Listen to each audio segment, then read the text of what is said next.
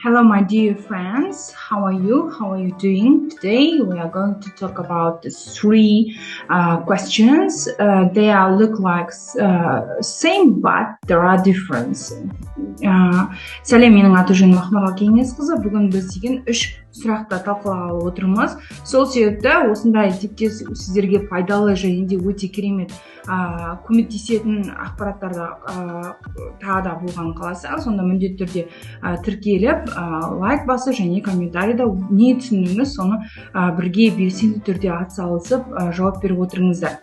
Бүгінгі біздің сұрағымыз, яғни what do you look, what do you like, what are you like, and what do you look like. Яғни осы үшеуінің бір-бірінен қандай айырмашылығы бар. Егер де сіздер білетін болсаңыздар, онда төменге комментарийға қалдырыңыздар, білмесеңіздер, онда менімен бірге болыңыздар. Яғни what do you like, what are you like, what do you look like. Мен әдейі мына жерде үш сөзді астын сыздым, яғни do, are және do. Яғни неге бұның астын сыздым? Қазір мен сіздерге түсіндірген кезде, сол кезде түсінетін боласыздар. Біріншісі сұрағымыз бұл what do you like. Аударылады сен нені ұнатасың деген мағынаны білдіреді. Яғни мына жерде like деген сөз do сөз тұрғаннан кейін ол етістік ретінде ұнату деген сөздің мағынасын білдіреді. Сондықтан сен нені ұнатасың деген мағынаны сұрақтың мағынасын білдіріп тұр, иә? Енді қараңыздар, бұған бұл сұраққа қалай жауап береміз? Мен сіздерге әдейі I like, яғни бүкіл сұрақтарға I like shopping, I like music, I like playing домбыра деген сияқты қарапайым түрде жауап берудің орнына сіздің деңгейіңізді жоғарылататын мен нұсқауларды бірнеше түрлерін көрсеткен болатын. Бірінші түрі бұл I prefer. I prefer бұл мен таңдаймын, мен қалаймын деген мағынаны білдіреді. For example, I prefer K-pop music than English music деген сияқты, яғни K-pop ағылшын музыкасына қарағанда маған кәрістің музыкалар ұнайды деген мағынаны білдіреді. I prefer деп аударылады. I prefer, яғни мен таңдаймын, мен қалаймын деп аударылады. Келесі тағы да бір керемет сөз бұл I'm fond of. Мен қызығамын, менің қызығушылығым бар деген мағынаны білдіреді. Яғни I'm fond of sports, doing sports, exercising да, or maybe cooking, I'm fond of cooking да. Міндетті түрде of-тан кейін етістік ing мен келу керек. I'm fond of playing домбыра, I'm fond of fishing. Балық аулауға қызығушылығым бар деген мағынаны білдіреді. Next, келесі сөз I'm into. I'm into бұл бір нәрсеге тоже мен қызығамын, немесе мен бір нәрсенің ішіне соған қызығушылығым бар деген мағынаны білдіреді. I'm into music. Мен музыканы ұнатамын деген мағынаны білдіреді. Next, for example, I'm into playing домбыра. Мен домбыраны ойнағанды ұнатамын. Және де тағы бір сөз бұл I'm interested in. Менің қызығушылығым бар, мен қызығамын деген мағынаны, маған ұнайды деген мағынаны білдіреді. For example, I'm interested in cooking. Мен тамақ пісіруге қызығушылығым бар деген мағынаны білдіреді. Яғни I like деп жауап бермей, осы нұсқаларды қолдануға және де өзіңіздің сөйлеген кезде әртүрлі нұсқауларды сөйлеуді қазірден бастап практика жасайтын болсаңыз, міндетті түрде сіздің сөйлегеніңіз өте әдемі және elementary деңгейінен жоғары болып көрінеді. Келесі сұрағымыз what are you like? What are you like? Мына жерде көріп тұрған шығарсыздар, біріншінде do болса, мында are тұр. Яғни мына жердегі like деген сөзіміз бұл сияқты деген мағынаны білдіреді. Яғни ұнату деген сөз емес. Естеріңізде болсын, ағылшын тіліндегі бір сөз 3-4 мағынаны білдіреді. Сондықтан ондағы do немесе are деген сөз өте маңызды рөлді атқарады, сондықтан соған мән береміз.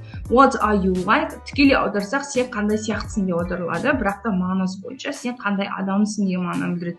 Яғни сен қандай адамсың, мінезің қандай, характерің қандай деген сияқты. Сондықтан бұл сұрақты қойған кезде міндетті түрде біз өзіміздің мінезімізді сипаттайтын боламыз. Енді біз айтамыз I'm friendly, мен досшылмын, I'm quite clever, мен жеткілікті ақылдымын деген, немесе I'm sociable, мен неге жан-жақты адаммын, тез достасып кетемін деген сияқты мағынаны білдіреді. Яғни мына жерде what are you like деген сұрақты қойған кезде міндетті түрде өздеріңіздің мінездеріңізді айтасыздар. Next question is what do you look like? Мына жердегі do уже көріп тұрсыздар, да? Сондықтан мына жердегі look бұл қарау немесе көріну деген мағынаны білдіреді. look ол мына жердегі like бұл сияқты, яғни сен қандай сияқты көрінесің, яғни сырт келбетті сұрап тұр, сенің түрің қандай деп аударылады бұл сұрақ. Сырт келбетті сипаттаймыз. Ол кезде біз айтамыз I'm medium height, менің бойым орташа. I have black short hair, менің қара қысқа шашым бар деген сияқты. My eyes are brown, менің көзім қоңыр деген сияқты біз осылай жауап беретін боламыз.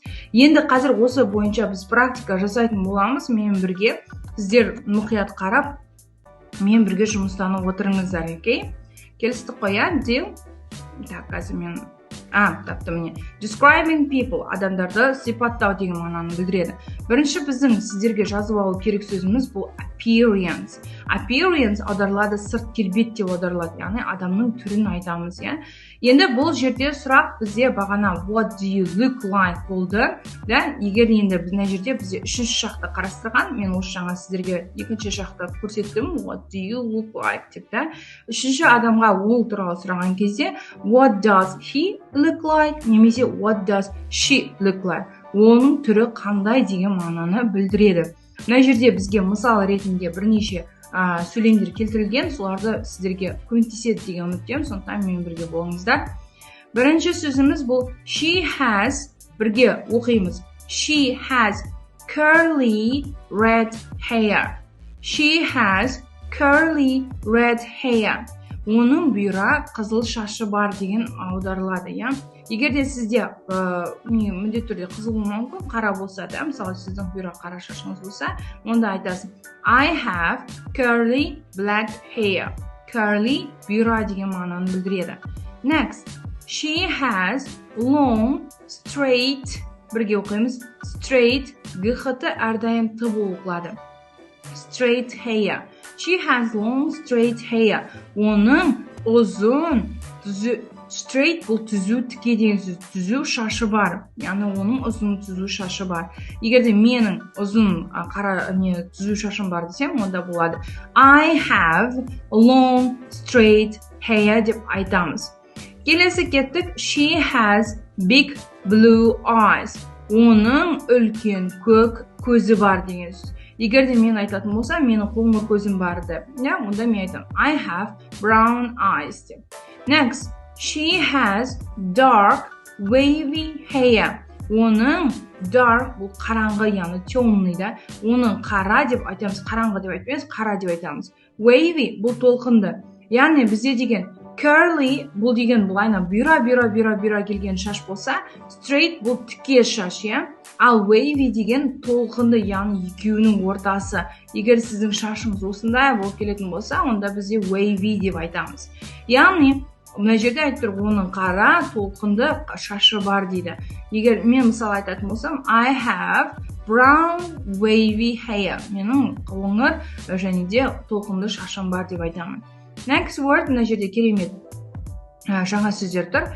He has a beard, bird емес, beard деп оқимыз. Beard and a mustache. Mustache бұл деген француз сөзінен, сондықтан mustache деп оқымаймыз, mustache деп оқимыз. Яғни оның beard сақалы және де mustache мұрты бар дейді. Оның сақалы және мұрты бар деген мағынаны білдіреді. Next, he is bald. He is bald бұл шашы жоқ, таз деген сөз. Яғни оның шашы жоқ, бұл таз. Next, he is very tall and thin. Ол өте ұзын, яғни бойы ұзын, оның бойы ұзын дейді, және thin арық деп тұр. Next, he is quite short and a bit overweight.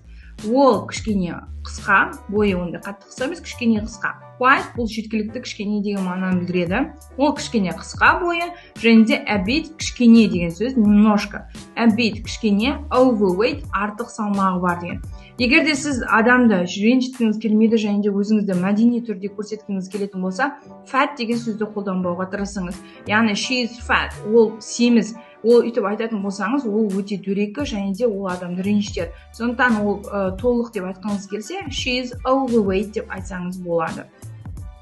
Next, he is medium height and quite slim. Оның бойы орташа және де жеткілікті немесе кішкене арық. Slim және thin екеуі бірдей арық деген мағынаны білдіреді.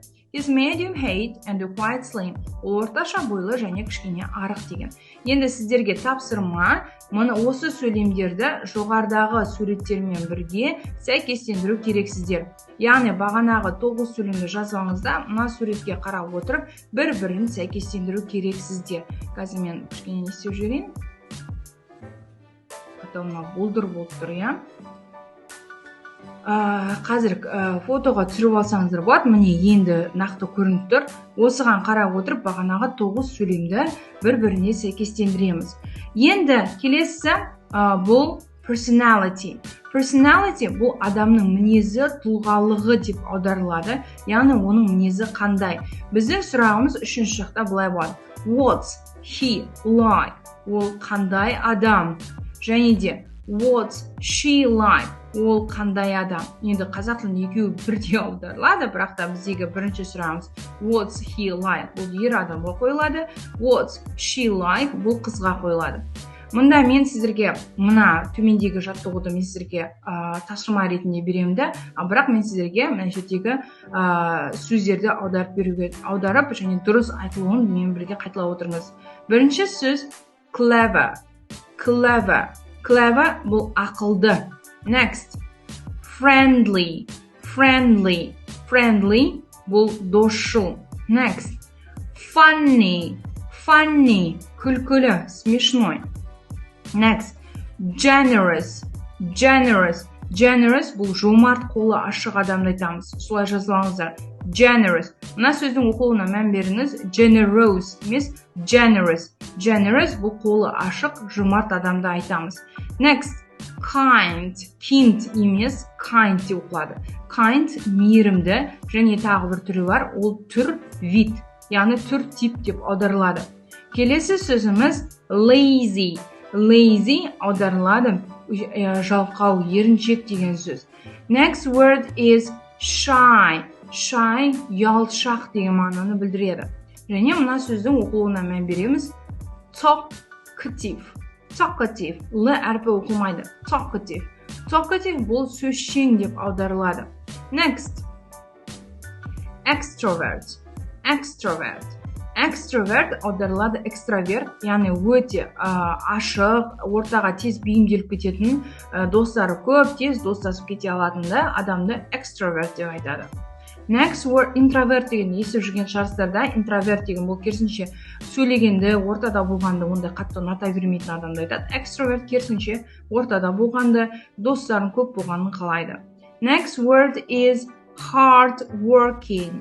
Hardworking. Hardworking еңбекқор деп аударылады. Келесі сөзіміз mean. Mean. Mean аударылады сараң. Үш мағынасы бар, үшеуін жазылаңыздар. Бірінші сөз сараң. Яғни көп адамдармен бөліскенде, ақша бергенде, сыйлық бергенде ұнатпайтын адам. Екіншісі бұл етістік ретінде мағынаны білдіреді. I mean, менің айтқым келгені. I mean, менің айтқым келгені. I mean, естеріңізде сақтаңыздар, мағынаны білдіреді деп аударылады, бірақ I mean аударылады, мен айтқым келді деп мағынаны білдіреді. Үшінші мағынасы бұл дөрекі немесе қатал адамды айтады. Грубый деп аударылады, жоқ, дөрекі адамды айтады. Next, келесі сөзіміз оқылуымен бірге қайталаңыздар. Quiet. Quiet. Quiet аударылады тыныш, яғни тыныш адамды, өзімен өзі сөйлемей, үндемей жүретін адамды тыныш адамды айтады. Next word is serious. Serious. Serious бұл байсалды, яғни серьезный дейміз ғой. Are you serious? Сен не ойнамай тұрсың ба, яғни шын айтып тұрсың ба деген сияқты, да? Are you serious? Сен байсалдысың ба деп аудармаймыз. Сен шын айтып тұрсың ба, яғни ойнамай тұрған жоқсың ба деген мағынаны білдіреді. Келесі stupid. Stupid. Көп бұны stupid деп оқиды. Stupid емес, stew. Stupid. Stupid аударылады ақымақ. Next word is unfriendly. Unfriendly. Unfriendly бұл досшыл емес, достасқанды ұнатпайтын, адамдармен көп достаса бермейтін адамды, оны unfriendly деп айтады. Және соңғы сөзіміз, last word is unkind. Unkind. Unkind аударылады мейірімсіз.